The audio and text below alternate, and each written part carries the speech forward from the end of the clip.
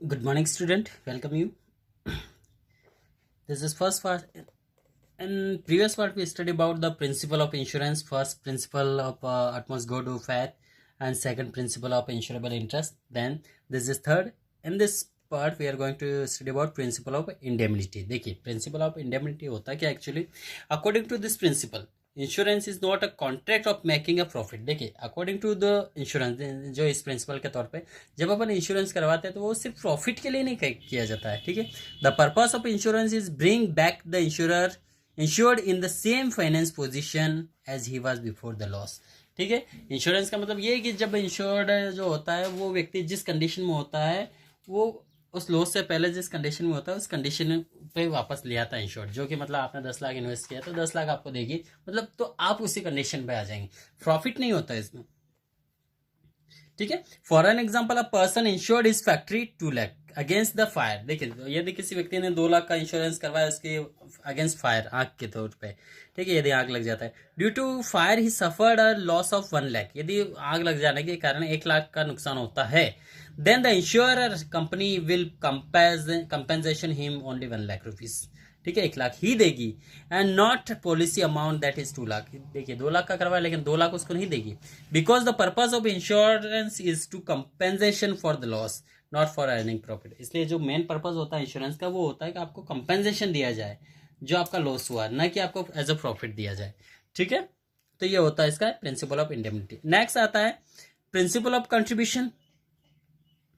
देखिए, principle of contribution भी बहुत इंपॉर्टेंट हिस्सा है। The principle of contribution is a corollary of the principal indemnity। देखिए, corollary of the principle of indemnity, according to this principle, इस principle के अनुसार, if a person has taken more than one insurance policy, यदि एक person एक से ज्यादा insurance policy लेता है for the same subject matter, then all the insurer will be contribute the amount of loss and compensation him for actual amount of loss। तो यहाँ पे क्या करेंगे, जितने भी इंश्योरर्स हैं will contribute the amount of loss, compensation जो भी है उसका लॉस हो रहा है सारे मिलकर कंट्रीब्यूट करेंगे compensation him for the actual amount of loss, कि इसका वास्तव में लॉस कितना हुआ। Separately he can not claim total loss from each insurer. वो सेपरेटली हर इंश्योरेंस से ठीक क्लेम नहीं कर सकेगा। The insurer contribute to the total loss in proportion to the amount assured by each। For example, a person get his house insured against fire 1 lakh rupee with the insurer A for 50,000, with the insurer B, A loss 75 accrued, and then A is liable for to pay 50,000 and B is liable to pay 25,000।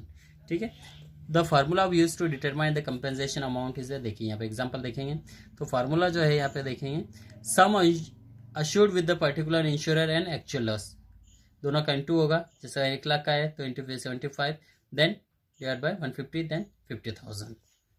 तो ये 50,000 देगा यहाँ पे।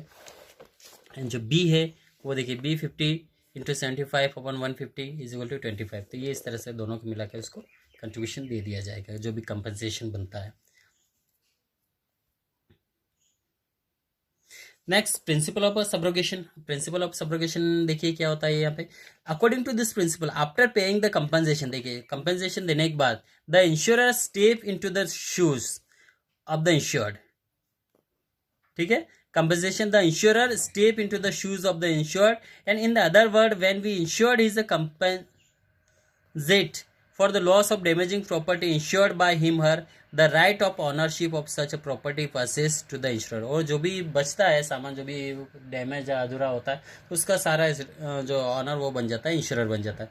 This is also a corollary of a principle of indemnity, because once the compensation is given later, if he insured realize same money by sale of damaging property, that will bring profit for him, and insurance is not a contract of making profit।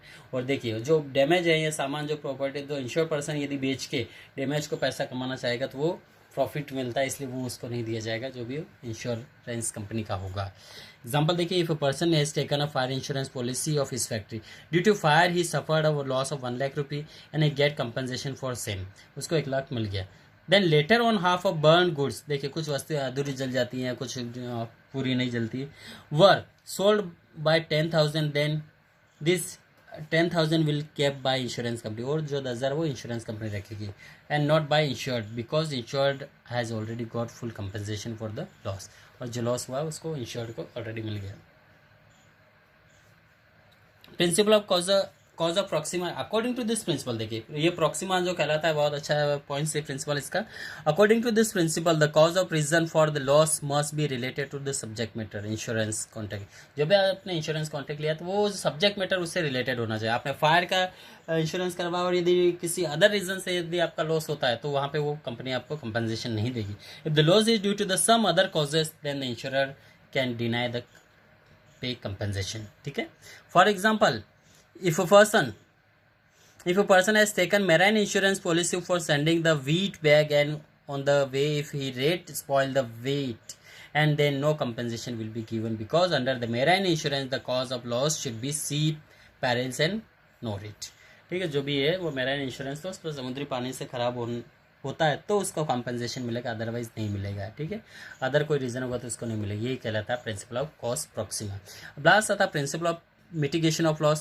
According to this principle, the insured must take care of his property on subject matter. Insurance is the same way as he would take care without taking the insurance policy, ठीक है। बिना insurance policy वो आपकी care नहीं करेगा। इसी तरह यहाँ पे इंश्योरर जो है वो भी अपनी पॉलिसी के ध्यान से टेक केयर करें। The insured should not become careless of his property after taking insurance policy. देखिए जो इंश्योर्ड पर्सन है वो यदि पॉलिसी ले लेता है वो ये केयरलेस नहीं बन जाना है, ठीक है।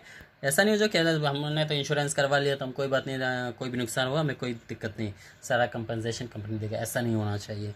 It is the duty of insured to make a reasonable effort to take all the available precautions to save their insured property, ठीक है। यहाँ पे इंश्योर्ड व्यक्ति को सारे जो है प्रिकॉशंस ध्यान में रखना चाहिए ताकि वो उसका नुकसान हुआ वो उसको बचा सके नुकसान से पहले। For example, if a person has taken fire insurance policy for his house and when fire break out he should take all the measure to stop the fire and minimize to loss rather than watching the fire because he will get compensation from the insurance company। ऐसा नहीं कि उसका घर में आग लग गया तो वो देखिए चलो हाँ उसको पूरी तरह जलने दो, आग को बुझाने की कोशिश नहीं करे, ऐसा नहीं, उसको आग बुझाने की पूरी कोशिश करना चाहिए ताकि ठीक कंपनी उसको सही बेनिफिट दे सके, ठीक है। ऐसा नहीं कि हमने इंश्योरेंस करवा लिया तो और जल रहा तो थोड़ा और जला दे, ऐसा नहीं होना चाहिए, ठीक है। Okay, next point we will discuss in the next point. Thank you.